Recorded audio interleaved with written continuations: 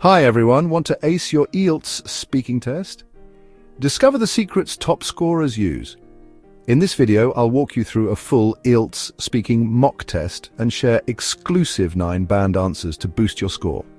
Stay with me till the end for strategies you won't want to miss. These questions are very recent IELTS speaking questions, so it can be your exam questions. So stay with me till the end. Okay, let's start with first section of the IELTS speaking test, which is Introduction. Hi, good afternoon. I'm David. This is the speaking test for the International English Language Testing System taking place on the 27th of June 2025. The candidate number is 012875. The center number is NZ001. Now we are going to begin the first part of the speaking test. In this part, I will ask you some questions about yourself. Let's start with some personal information. Now we're going to begin the first part of the speaking test. So, first question would be, what is your full name? My full name is Natalia Brown. You can call me Natalia. Okay, the second question would be, do you work or are you a student? Actually, I'm doing both. I work at a hotel as a housekeeping manager, and at the same time, I'm also studying part-time. It can be a bit challenging, but I enjoy learning new things while gaining experience at work. Okay. What would you like to change about your work or study environment? Well, I think I'd like to have a bit more flexibility in both my work and study schedule. Sometimes it's hard to manage everything at once, so a more balanced timetable would really help me stay focused and less stressed. Okay, good. The next question is, do you enjoy giving gifts to others? Yes, I do. I enjoy giving gifts to others because it makes them happy. Even small gifts can show that you care. And I like seeing their reactions when they receive something special. Do you usually give expensive gifts? Why or why not? Not really. I don't usually give expensive gifts because I believe it's the thought that matters more than the price. I prefer to give something meaningful or useful, even if it's small. Okay, let's talk about helping other people. Have you ever helped someone carry something heavy? Yes, I have.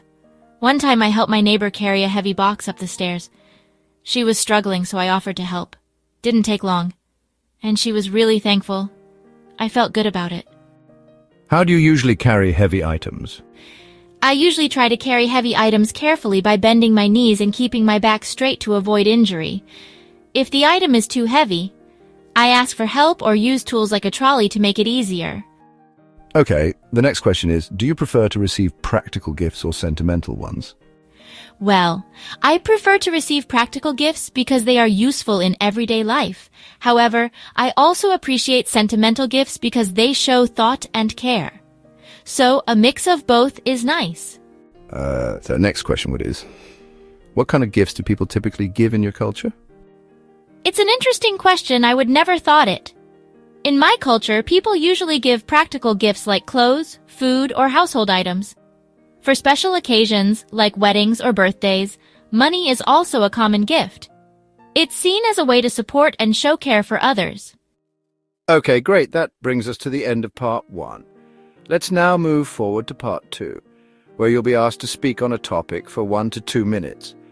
Now, I'm going to give you a topic, and I'd like you to talk about it for 1 to 2 minutes. Before you talk, you'll have 1 minute to think about what you're going to say, and you can make some notes if you wish. Here is your topic. Please don't write anything on the booklet. Your 1 minute preparation time starts now. Okay, exam question as follow. Describe a time when your vehicle broke down. You should say where you were going, who you were with, how long it took to fix the vehicle, and explain how you felt about the experience. I would like to talk about a time when my vehicle broke down unexpectedly during a road trip. This happened about 1.5 years ago when I was traveling to a small beach town with 2 of my close friends. We had planned this weekend trip for a while and were really excited to get away from the city and relax. We started our journey early in the morning, and everything was going smoothly for the first hour. But suddenly, in the middle of the highway, we heard a strange knocking sound coming from the engine. At first, we thought it was just the road surface or maybe something minor. But within a few minutes, the car started slowing down on its own and eventually came to a stop on the side of the road. We tried to restart it, but nothing worked. It was really hot that day, and we were stuck in a remote area with very few vehicles passing by. Luckily, we had our phones with us and enough signal to call for roadside assistance. They told us it would take around an hour to reach us, so we just sat there drinking water and trying to stay positive. Eventually, the mechanic arrived and checked the car. He said the problem was with the radiator. It had overheated and leaked, which caused the engine to shut down. He managed to cool it down and temporarily fix it so we could drive slowly to the nearest garage, which was about 20 minutes away. In total, the whole situation delayed us by nearly 3 hours. To be honest, I felt quite stressed at the time, especially because I didn't know much about car problems. But at the same time, I was thankful we were safe and didn't have a serious accident. Looking back, it was a learning experience. Now I always check the car carefully before going on any long trip. And I even carry extra water just in case. Thank you. That's the end of part 2. Now let's move on to part 3, which is the last part of this speaking test. In your country, do most people prefer public transport or private vehicles? Why?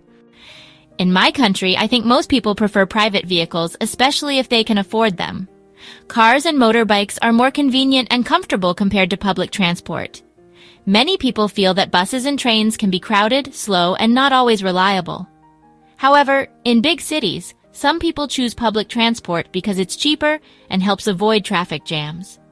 But overall, owning a vehicle is still seen as a sign of independence and status. The next question is, what are some disadvantages of using private vehicles in busy cities? I think one major disadvantage is traffic congestion. In busy cities, too many private vehicles can cause serious traffic jams, especially during peak hours. Another issue is air pollution.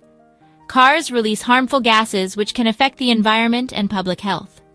Also, finding parking can be very difficult and expensive in crowded areas. On top of that, using a private vehicle every day can be costly due to fuel, maintenance, and insurance. How can road safety for pedestrians be improved in urban areas? Well, I believe the road safety for pedestrians can be improved by building more zebra crossings and traffic lights at busy areas.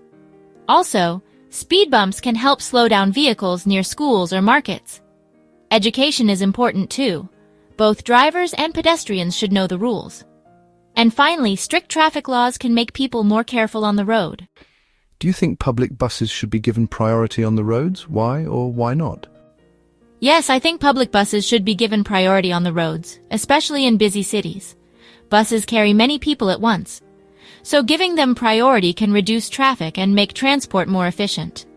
It also encourages more people to use public transport instead of private cars, which helps reduce pollution and congestion.